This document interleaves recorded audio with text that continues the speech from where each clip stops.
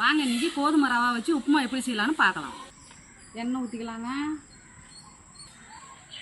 எண்ணெய் காஞ்சிருச்சிங்க, கடுகு போட்டுக்கலாம்.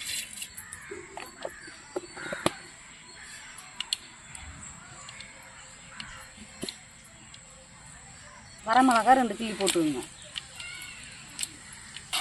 1 ஸ்பூன் கடலைப்பருப்பு போட்டுங்க. 1 ஸ்பூன் கடலைப்பயிறு போட்டுங்க. 3 பச்சை மிளகா போட்டுங்க.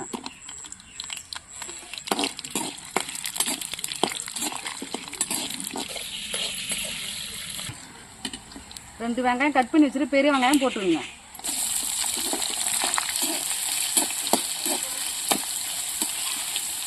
ஒரு தக்காளி கட் பண்ணி வச்சுட்டு தக்காளியே போட்டுருங்க.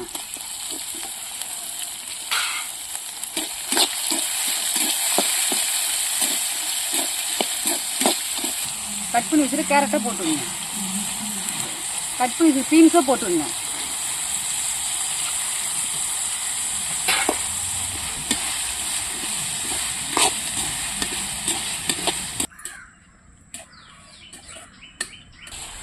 ஒரு கப்பு ரவாங்க, 2 கப்பு தண்ணி சேர்த்துக்கணும்.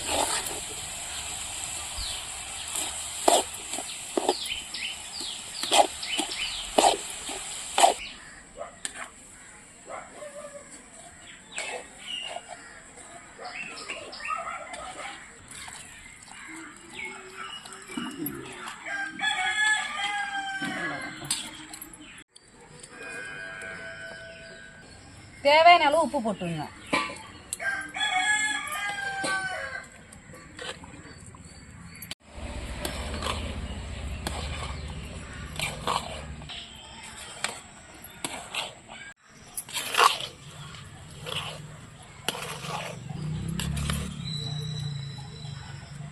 அவ்வளோதாங்க, கோதுமை ரவா உப்புமா ரெடி.